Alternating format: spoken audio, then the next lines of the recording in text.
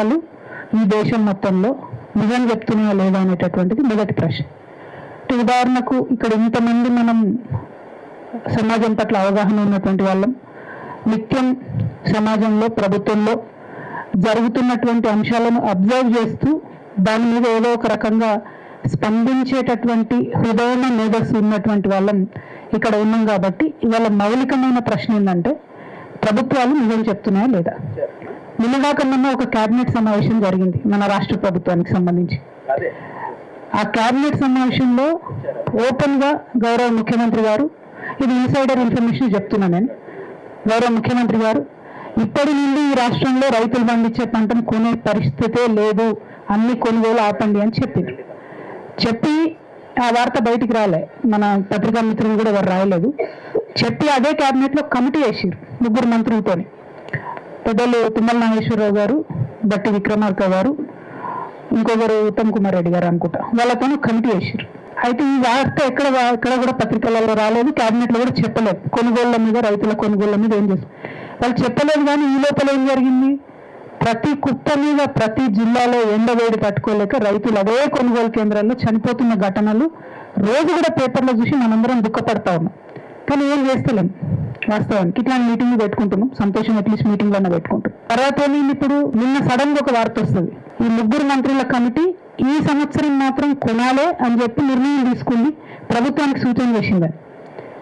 అంటే అసలు కొనుగోలు ఆపుతున్నారు అన్న విషయాన్ని కూడా ప్రభుత్వానికి ప్రజలకు చెప్పే ఉద్దేశం లేదు. అన్ని రకాల కొనుగోలు ఆపుతున్నారు, అబద్ధం ఆడుతున్నారు డైరెక్ట్గా రైతులతో. కానీ అది రాసే దమ్ము ధైర్యం ఈ పత్రికలకు లేవు. ఇవాళ నేను ఎందుకు ఇది మాట్లాడుతా ఉన్నా అంటే, ఇది ఒక్క రైతుల విషయంలో కాదు, నేను ఫీ రీఎంబర్స్మెంట్ విషయంలో కూడా అదే జరిగింది. కొత్త జీవో తీసుకొచ్చారు, జీవో 7 అని, పిల్లలకి ఇచ్చేటటువంటి ఫీజులు ఇవ్వము అని చెప్పి డైరెక్ట్గా పేరెంట్స్కి ఇస్తామని చెప్పి ఒక జీవో తెచ్చారు.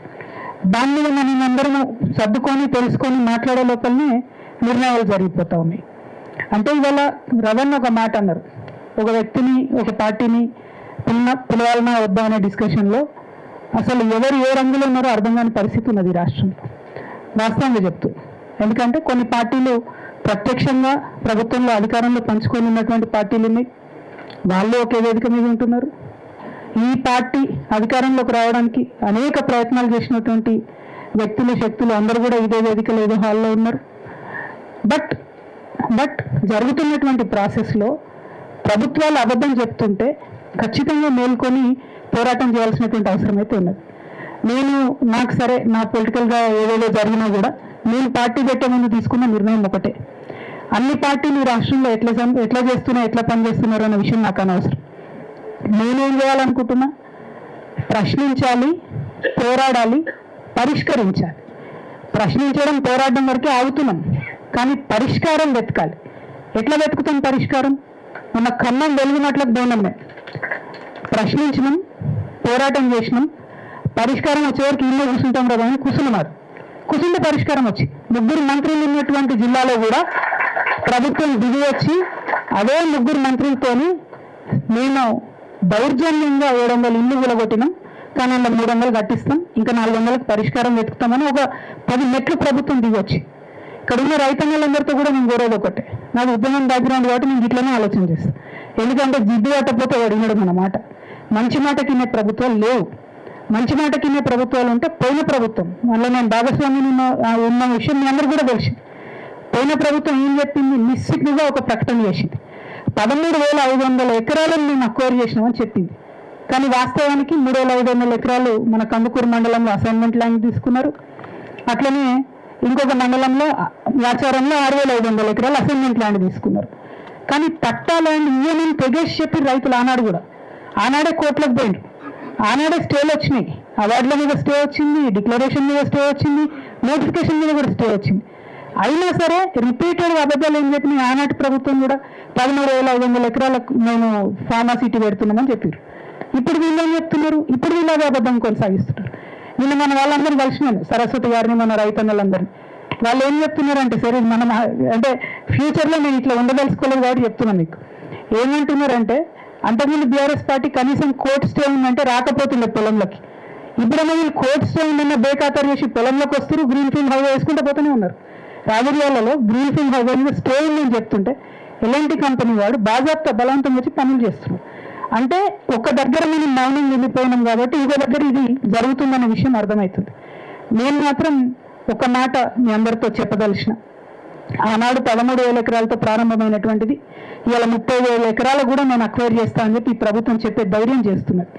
ఒక కొత్త నగరాన్ని నిర్మించాలి కాబట్టి నేను ఒక ఫ్యూచర్ సిటీ డెవలప్మెంట్ అథారిటీ ఏర్పాటు చేస్తా అని మొదలు 3 మండలాలతో ఉండే కందుకూరు, యాచారం, ఇది మన కడతాల్లో వచ్చినటువంటిది ఇప్పుడు అది పెరిగింది. మహేశ్వరము, ఇబ్రహీంపట్నము, పార్ట్ ఆఫ్ మంచాలు, ఆమన్గలు, మాడుగులు దాకా పోయింది. మొత్తం కలిపి 30,000 ఎకరాల భూమిని కూడా సేకరించాలనే ఉద్దేశం. ఓకే సరే సేకరిస్తాం, మీరు ఏదో డెవలప్మెంట్ చేస్తున్నారో అని అనుకున్నాం ఒక మాట. మరి మా పేదోళ్ళకి ఎక్కడ ఉంది, అక్కడ ఎక్కడ చెప్తలేరు. ఎక్కడన్నా కనీసం మీరు ఇక్కడ ఇల్లు కట్టుకోవచ్చు, మీకు ఇక్కడ స్కూల్ కడతాము, ఇలా కమ్యూనిటీ కడతాము, కొన్ని మీరు ఉన్న కాడ మీరు ఉండండి, మిమ్మల్ని డిస్టర్బ్ చేయకుండా ఇంకో కార్యక్రమం చేస్తామని చెప్తలేరు. ఏం చెప్తున్నారు, తీసుకొని బిట్లు వేసి ఈ కంపెనీకి ఇంకెన్ని 800 ఎకరాలు ఇస్తాము, ఆ కంపెనీకి 200 ఎకరాలు ఇస్తామని చెప్తున్నారు.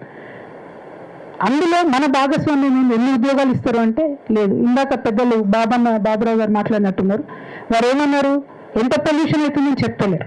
ఇంకా దారుణం ఏంటంటే ఒకసారి మనందరం ఆలోచించాల్సింది, ఇంకా last 3 years 6 lakh crores MOUs చేసుకున్నాం మేమని చెప్పుకుంటూ వచ్చింది ఈ ప్రభుత్వం. అందుకని ఇక్కడ ఇంత ల్యాండ్ సేకరిస్తున్నామని చెప్పి 6 లక్షల కోట్ల MOUలు మనకు పెట్టుబడి వస్తుంది కాబట్టి సేకరించామని చెప్పారు. ఇంతవరకు ఒక్కటి కూడా ల్యాండ్ కాలేదు, ఇంతవరకు ఒక్క కంపెనీ కూడా ఓపెన్ కాలేదు. పైగా ఇక్కడ ఇప్పుడు మన భూములలో పెడతామన్నటువంటి వాటిలో డేటా సెంటర్స్ ఉన్నాయి సార్. డేటా సెంటర్ యొక్క పొల్యూషన్ ఎఫెక్ట్ ఇంతవరకు ఎవరు స్టడీ చేయాలి. సౌండ్ వచ్చి పిట్టలు కూడా ఉండలేని పరిస్థితి ఉంది డేటా సెంటర్లను. అమెరికా లాంటి దేశాలలో చెప్పి డేటా సెంటర్లను లీవ్ చేస్తున్నారు జనావాసాలకు దూరంగా.